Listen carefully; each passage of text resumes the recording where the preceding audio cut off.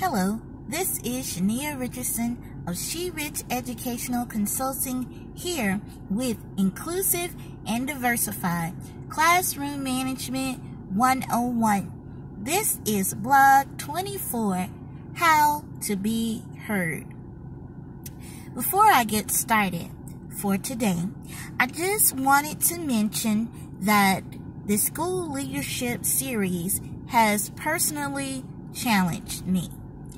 In the past few weeks, I've had to apply my own advice in various situations.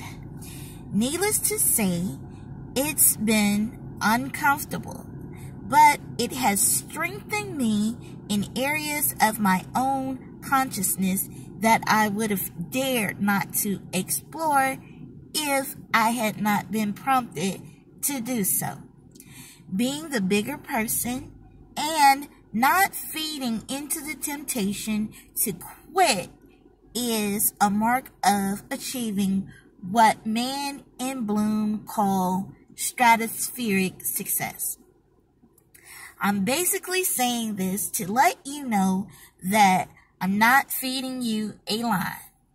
I confess that I struggle with the very same principles that I share with you on this blog.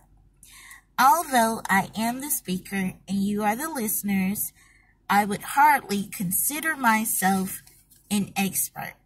I will always consider myself an influencer in training, a leader in training.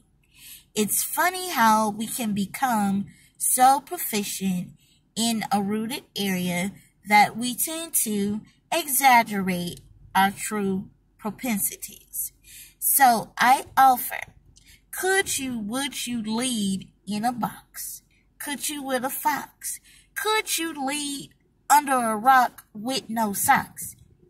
So the point that I'm driving is there is always room to grow and always more to know. We're in this together. Now, this blog will focus on Berg and Mann's third law of influence. Now, the law of influence is the epitome of effective leadership, in that genuine clout and leverage comes from the ability to influence others. For some, influence means exerting control through intimidation and manipulation. Sure, these things may work for a little while, for a spell, but they are short-lived and they tend to afford negative consequences. The phrase that if you live by the sword, you die by the sword applies here. If your career is built on diabolical practices, then your career will end the same way, and the outcome will be highly unpalatable, and you will not be heard. Effective leaders strive to motivate their followers intrinsically. As I mentioned in one of my earlier blogs for teachers, once the incentive to perform is no longer there, it's no longer tangible, then the organizational needs will not be met. But a leader that can motivate the staff intrinsically will reap loyalty and an attitude of resilience among the congregation. Unfortunately, there are no hacks or shortcuts to achieving this status. It's all about digging in, sacrificing, and being understanding.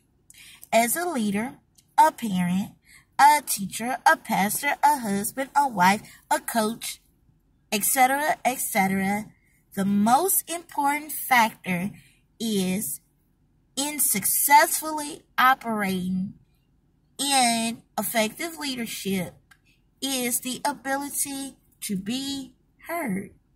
And being heard, being received, is evidence that you have the power to influence. So how do you be heard? Well, some people yell or talk loudly or curse. This may work in the heat of the moment, but ultimately you realize that it was all a waste of energy because it was done with the intent of idly gaining the audience's attention. That's why reality TV is so popular, right? Arguments and loud discussions, they draw attention and appeal to emotion. The downside is that this is not the right kind of attention, and the associated emotions are negative. It builds frustration and confusion.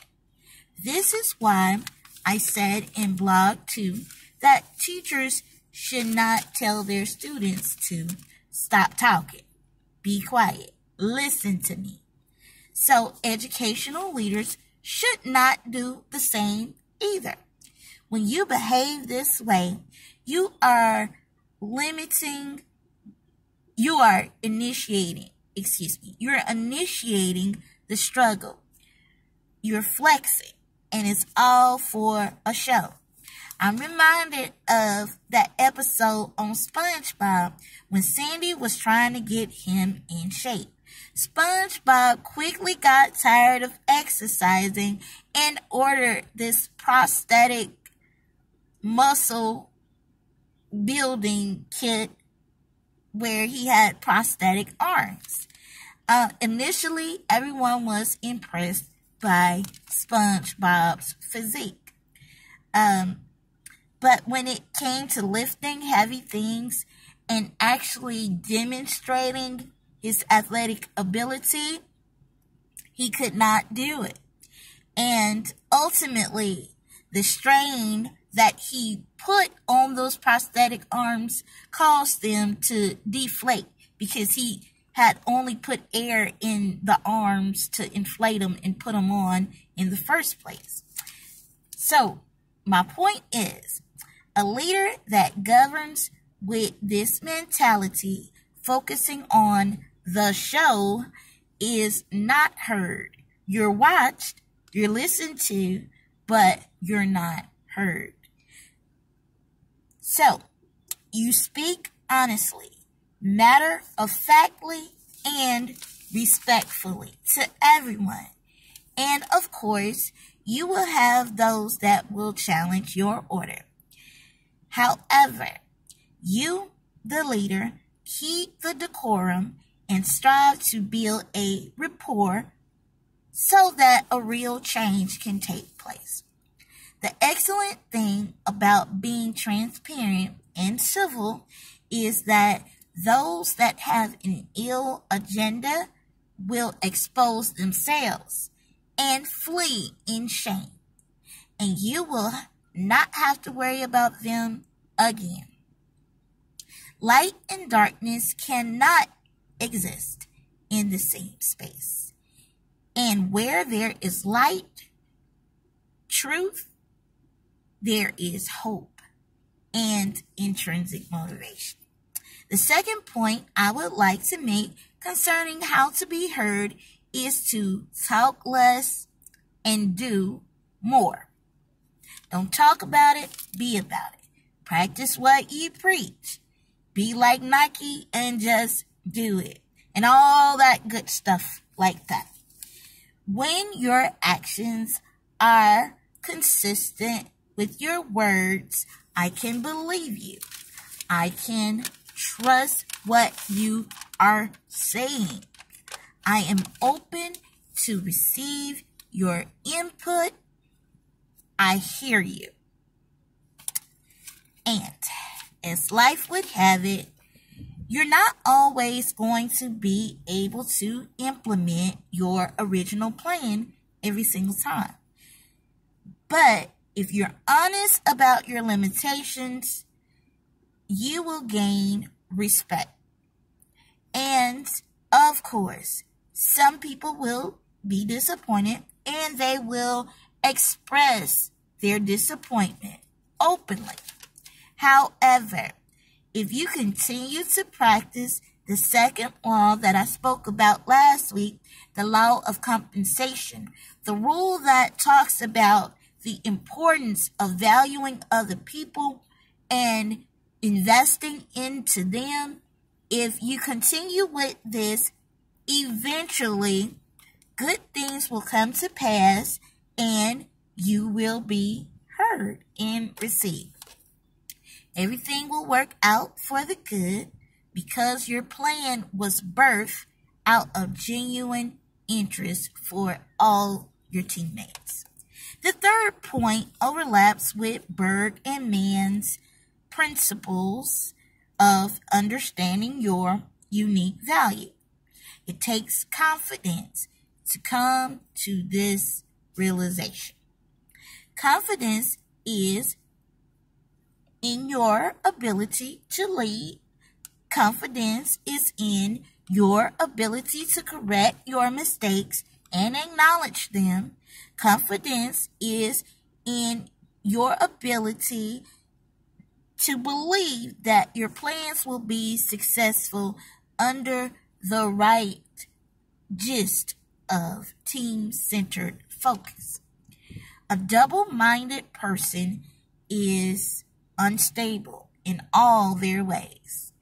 An effective leader should respond in one of three ways. The first way is yes, the second way is no, and the third is I don't know, but let me find out. Not knowing something is not a weakness. It is merely an opportunity to grow and let your personal light shine. If you don't know something, there is someone in your camp who does. But if you pretend and every decision is based on you not appearing to be unlearned, you will subsequently walk around looking like SpongeBob with deflated prosthetic arms. In sum, make informed, fair, and equitable decisions and stick with it. Don't be drawn into your emotions or the emotions of your subordinates. Remain confident and focused. It takes time for that seed to sprout, and that sprout to flower, and that flower to become a tree. It's all a part of the overall process. Got me? Okay. Moving forward. So, if you want to recruit and retain quality staff, if you want to be heard, speak respectfully, honor your word, be confident in your mission and your purpose. There will never be another you. You are unique and special. So never let anyone compare your leadership style with anyone else's. We all have gifts and talents that we are best suited for a specific time and a specific place. Even though the odds may not be favorable at this time, and you wish that you could be somewhere else, just know that you are right where you're supposed to be. And to be that change, the world is waiting on you. peace and love, everybody. Thanks for watching, and I'll see you next Sunday. Bye now.